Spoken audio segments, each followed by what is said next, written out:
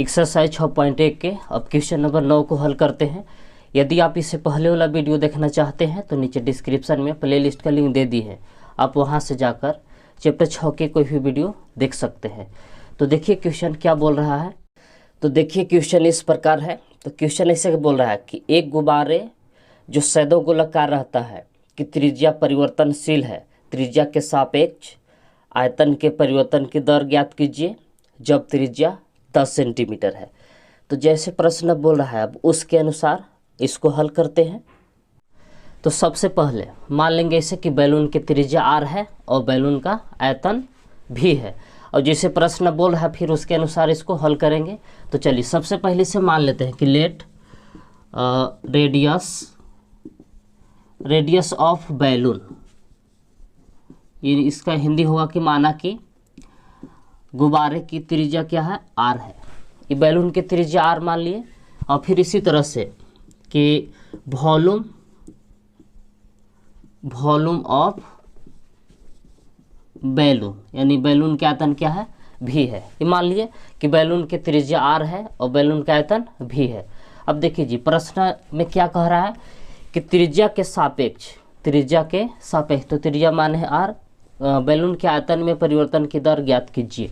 यानी पूछ रहा है dv/dr, यानी कि बैलून के आयतन में परिवर्तन की दर त्रिज्या के सापेक्ष, यदि त्रिज्या मान है r तो यहाँ लिख दिए बटा में dr। ये पूछ रहा है जब त्रिज्या 10 सेंटीमीटर, यानी कि उस समय त्रिज्या कितना था, 10 सेंटीमीटर था, तब पूछ रहा है कि dv/dr बताइए। तो सबसे पहले बैलून का आयतन निकालेंगे, आयतन का सूत्र लिखेंगे। तो इसका सूत्र इससे है, लिखेंगे इससे कि वॉल्यूम ऑफ बैलून। तो देखिए जी बैलून जो है किसके जैसा दिखता है, तो गोलाकार होता है, मानो गोला जैसा होता है। तो जो गोला का आयतन होगा वही बैलून का आयतन होगा। तो बैलून का आयतन ऐसे लिखेंगे, जो गोला का आयतन होता है कि 4/3 पाई r³। ये हम किसका आयतन लिख दिए, बैलून का। जो गोला का आयतन होता है वही बैलून का आयतन होगा। अब यहाँ के बाद देखिए ध्यान से, हमको चाहिए dv/dr। तो dv/dr कैसे आएगा, तो v को हम r के सापेक्ष, v को यानी कि आयतन को r के सापेक्ष डिफ्रेंशिएशन करेंगे तो हमको क्या आ जाएगा, dv/dr। तो इसे लिखेंगे इसको कि differentiate it with respect to r, यानी कि r के सापेक्ष इसको हम क्या कर रहे हैं, डिफ्रेंशिएशन कर रहे हैं। तब ऐसे कि dv/dr हो जाएगा। अब 4/3 और पाई कांस्टेंट है, लोग के बाहर निकाल दिए, dr³ बटा में dr। ये क्या किए, तो हम इसको r के सापेक्ष डिफ्रेंशिएशन कर दिए। तो अब आइए इधर, अब देखिए dv/dr जिससे था वैसे, 4/3 पाई जिससे था वैसे। अब r³ का डिफ्रेंशिएशन करिएगा तो 3r² होता है, तो इसका डिफ्रेंशिएशन लिखेंगे 3r²। तो देखिए 3 से 3 कैंसिल हो जाएगा, तो बच गया 4πr²। तो 4 पाई जिससे था वैसे r²। तो r की जगह पर हम क्या लिख सकते हैं, तो r की जगह पर बैठा सकते हैं 10। तो r की जगह पर बैठा दिए 10, स्क्वायर है तो स्क्वायर रहने दिए। तो 4 पाई जिससे था वैसे 10 के स्क्वायर करिएगा तो 100 होता है, यानी कि 10 के स्क्वायर 100, और 4 × 100 करिएगा तो 400 पाई। अब यहाँ से ध्यान दीजिए क्या है, हम लोग क्या ज्ञात करना चाहते थे, तो dv/dr, तो 400 पाई। अब यहाँ SI मात्रक ध्यान से लिखिए जी, ऊपरी आयतन है तो आयतन का मात्रक होता है क्यू के रूप में होता है, सेंटीमीटर है तो सेंटीमीटर क्यू होगा, मीटर में है तो मीटर क्यू होगा।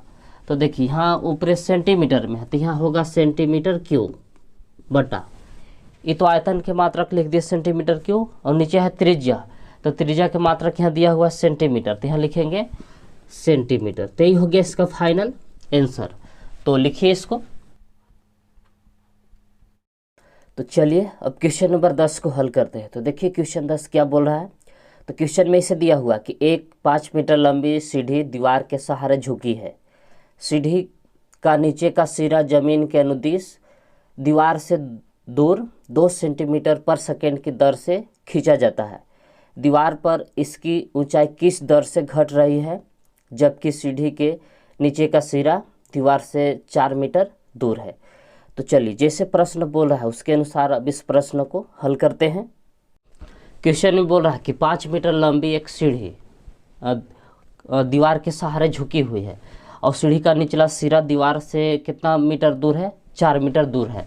तो सीढ़ी की लंबाई दिया हुआ है 5 मीटर और 4 मीटर दूर सीढ़ी के निचला सिरा को दीवार से 4 मीटर दूर रखा गया है। मतलब सीढ़ी का जो निचला सिरा है दीवार से कितना दूर है, 4 मीटर है। तो देखिए क्वेश्चन में से बोला कि 2 सेंटीमीटर पर सेकेंड, क्वेश्चन में क्या कर रहा है कि 2 सेंटीमीटर पर सेकेंड की दर से सीढ़ी के निचला सिरा को खींचा जाता है। माने इसको इधर खींचेंगे तो सीढ़ी के निचला सिरा को खींचेंगे तो सीढ़ी का ऊंचाई धीरे धीरे क्या होगा, घटेगा। मतलब इसे खरकेगा दीवार पर, इसे घिसकेगा इसे, तो पहले सीढ़ी यहाँ आया तो घिसक के नीचे आएगा। तो यही क्वेश्चन में आपसे बोला है कि सीढ़ी की ऊंचाई किस दर से घट रही है, ये पूछ रहा है। तो देखिए चित्र में ये भी क्या है जी, दीवार है और AC का ऊंची है, सीढ़ी है। तो इसे मान लेते हैं कि माना कि AB बराबर दीवार है, दीवार की ऊंचाई क्या है, H है। इसे मान लेते हैं कि लेट AB बराबर H, ये क्या है जी, तो वाल है, मतलब कि दीवार है। और AC मान लेते हैं कि सीढ़ी है, सीढ़ी तो 5 मीटर देवे किया हुआ है, इंग्लिश में इसको लेडर बोलते हैं। AC सीढ़ी है और AB क्या है, दीवार है। अच्छा AC का मान दिया हुआ कितना, 5 मीटर लंबा है। और फिर देखिए BC बराबर इसे मान लेते हैं X, ये दीवार से सीढ़ी का निचला सिरा की दूरी है 4 मीटर है। अब हम लोग के क्या ज्ञात करना है कि सीढ़ी की ऊंचाई किस दर से घट रही है, यानी कि DH बटा DT ज्ञात करना है। मानिए इसको मान लिए हैं H और इसको मान लिए हैं X। तो X तो मालूम है कि 4 मीटर है, अब AC भी मालूम है कि 5 मीटर है। तो हम लोग एगो निकाल लेते हैं, कौन, AB निकाल लेते हैं पाइथागोरस प्रमेय से। अच्छा साथ में ये भी दिया हुआ है कि सीढ़ी के निचला सिरा को 2 सेंटीमीटर पर सेकेंड की दर से खींचा जाता है। तो ये दिया हुआ है dx बटा dt, तो इसको इसे लिख देंगे कि dx बटा dt बराबर दिया हुआ है 2 सेंटीमीटर पर सेकेंड। ये क्वेश्चन में दिया हुआ है कि सीढ़ी के निचला सिरा को 2 सेंटीमीटर पर सेकेंड खींचा जाता है, यानी कि 1 सेकेंड में 2 सेंटीमीटर खींचा जाता है। अब चलिए आगे इसको हल करते हैं जैसे प्रश्न कहता है। तो पहले देखिए तीनों भुजा मालूम कर लेते हैं। दो मालूम है कि 5 मीटर AC है, BC 4 मीटर है। तो AB को निकाल सकते हैं पाइथागोरस प्रमेय से। तो इसे लिखेंगे कि इन त्रिभुज ABC, तो ABC त्रिभुज में चलिए, तो त्रिभुज ABC में पाइथागोरस प्रमेय यूज करिएगा। तो ऐसे होगा कि AB के स्क्वायर प्लस BC के स्क्वायर बराबर AC के स्क्वायर, ये पाइथागोरस प्रमेय से। तो हमको निकालना है AB, तो AB स्क्वायर जैसे था इसे छोड़ देंगे। तो ये AB स्क्वायर के जगह पर लिख सकते हैं, या रुकिए थोड़ा सा, AB square plus BC square, BC की जगह पर लिख सकते हैं 4 के स्क्वायर। फिर AC स्क्वायर, तो AC की जगह पर क्या लिख सकते हैं, तो AC की जगह पर लिख सकते हैं 5 के स्क्वायर। तो AB स्क्वायर प्लस 4 के स्क्वायर 16 और 5 के स्क्वायर करिएगा तो 25। तो AB स्क्वायर बराबर 25 में से आके इधर 16 घटेगा, तो AB बराबर इधर से स्क्वायर रूट में जाकर उधर बदल जाएगा, 25 में से 16 घटेगा तो बचेगा 9। तो यानी कि AB बराबर आ गया 3 मीटर। देखिए तीनों भुजा हम लोग के मालूम हो गया। अब यहाँ के बाद फिर से चलिए त्रिभुज जो कह रहा उसी में, कि त्रिभुज ABC में फिर से पाइथागोरस प्रमेय से इन त्रिभुज ABC।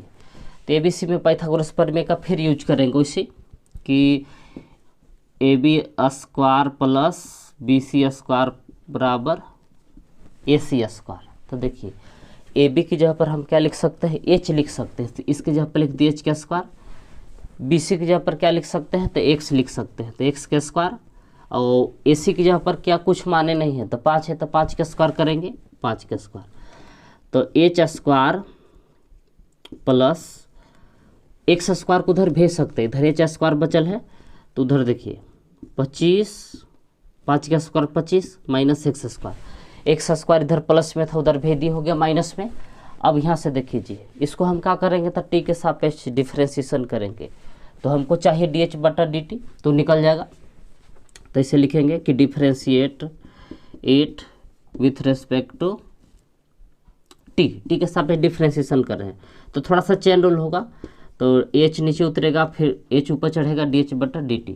अब 25 का डिफ्रेंशिएशन करेंगे माइनस फिर x स्क्वायर का डिफ्रेंशिएशन, तो x नीचे उतरेगा, फिर x ऊपर चढ़ेगा, dx बटा dt। अब देखिए एच स्क्वायर का डिफ्रेंसिएशन करिएगा तो 2h गुने डी बटा डी जैसे था वैसे 25 का डिफ्रेंसिएशन 0, एक्स स्क्वायर का 2x, इधर dx बटा डी जैसे था वैसे। अब यहाँ से देखिए 2h डी बटा डी जैसे था वैसे, माइनस 0 तो ख़त्म हो गया 2x, इधर है dx बटा dt। अब यहाँ से देखिए 2 से 2 कैंसिल होगा। अब जहाँ h है, h का मान हम लोग निकाल चुके हैं। क्या है h का मान? तो h ऊंचाई है, ये भी का मान है कितना जी?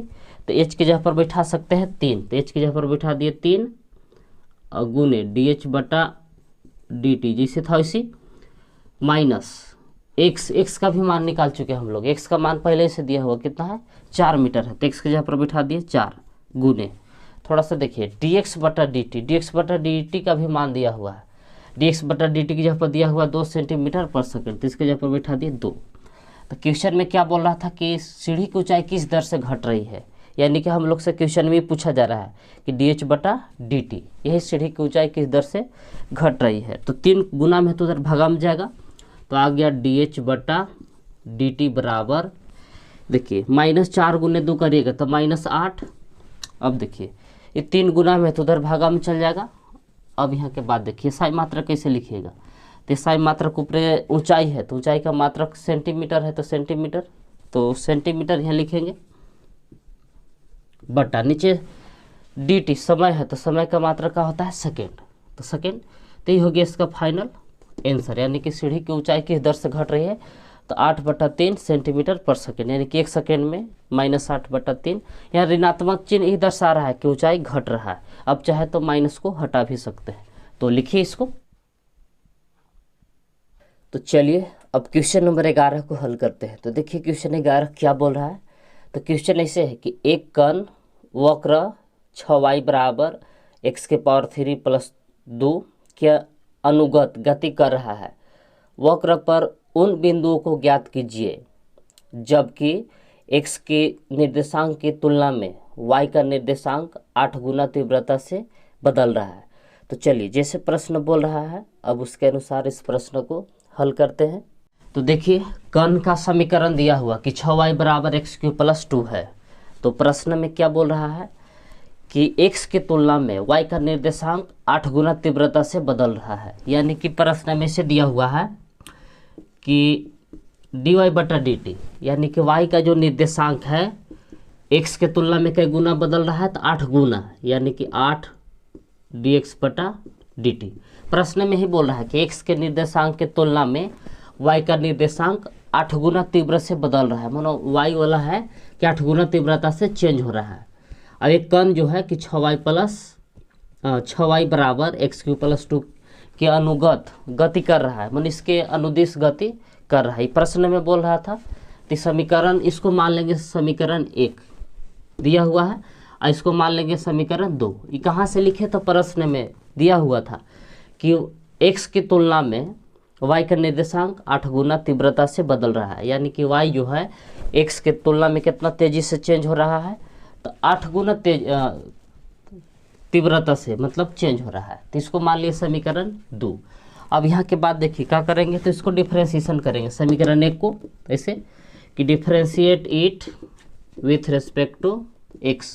तो प्रश्न में ज्ञात करने के लिए क्या बोल रहा है, तो हम लोग का बोल रहा है कि उन बिंदुओं को ज्ञात कीजिए, यानी कि x और y का मान ज्ञात करना है। तो पहले इसको डिफ्रेंशिएशन करते हैं। तो 6 को बाहर निकाल दिए, किसके? t के सापेक्ष कर रहे हैं, सॉरी t के सापेक्ष। तो ऐसे कि dy बटा dt बराबर x³, तो x नीचे उतरेगा फिर x ऊपर चढ़ेगा, dx बटा dt प्लस 2 को बाहर 2 का डिफ्रेंशिएशन, t के सापेक्ष दोनों साइड डिफ्रेंशिएशन कर दिए, तो 6 dy बटा dt जैसे था वैसे। अब x³ का डिफ्रेंशिएशन करिएगा तो 3x² होगा, dx बटा dt जैसे था वैसे प्लस 2 के 0, 2 का डिफ्रेंशिएशन 0 हो जाएगा, कांस्टेंट है। अब यहाँ के बाद देखिए थोड़ा ध्यान से कि 6 जैसे था वैसे dy बटा dt का मान समीकरण 2 से देखिए, dy बटा dt की जगह पर क्या लिख सकते हैं, तो 8 dx बटा dt लिख सकते हैं। इसकी जगह पर लिख सकते हैं कि 8 dx बटा dt बराबर जैसे था वैसे 3x² इधर dx बटा dt, जीरो तो इसी खत्म हो गया, तो dx बटा dt से dx बटा dt कट गया। तो ये 6 गुना 8 करेगा तो 8 छक 48 बराबर इधर है 3x स्क्वायर, तो 16 3 48 काट सकते हैं इसे।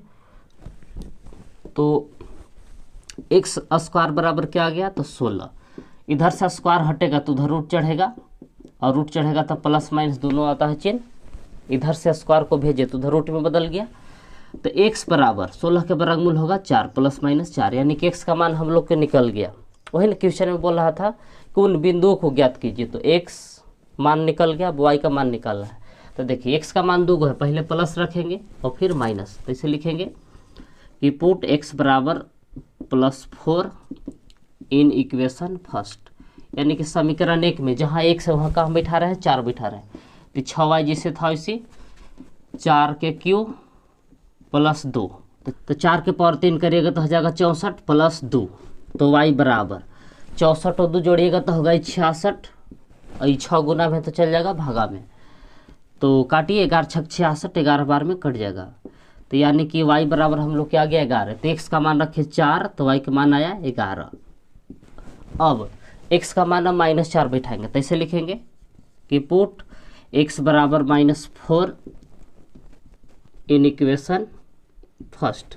अब समीकरण 1 देखिए ध्यान से है कि 6y बराबर x³ प्लस 2, तो जहाँ x है x की जगह पर आपके क्या बैठाना है, तो -4 बैठाना है, तो x की जगह पर बैठा दिए -4, तो -4 के क्यों करिएगा तो -64 रहेगा और प्लस 2, तो y बराबर -64 और प्लस 2, तो प्लस माइनस घटेगा तो बचेगा -62 बटा में 6, 6 गुना में था भागा में चल गया, तो काटिए 62 के अध्याय 31 और एक अध्याय होगा 3, तो यानी कि y बराबर ऐसे आ गया कि -31 बटा में 3।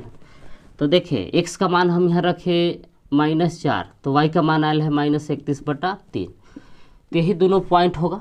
क्वेश्चन में बोल रहा है कि वह बिंदु ज्ञात कीजिए, तो बिंदु क्या है जी, तो 4 और 11 होगा और फिर -4 और -31 बटा 3, तो यही हो गया आंसर। दो के आंसर होगा, एगो ये भी होगा, तो लिखिए इसको।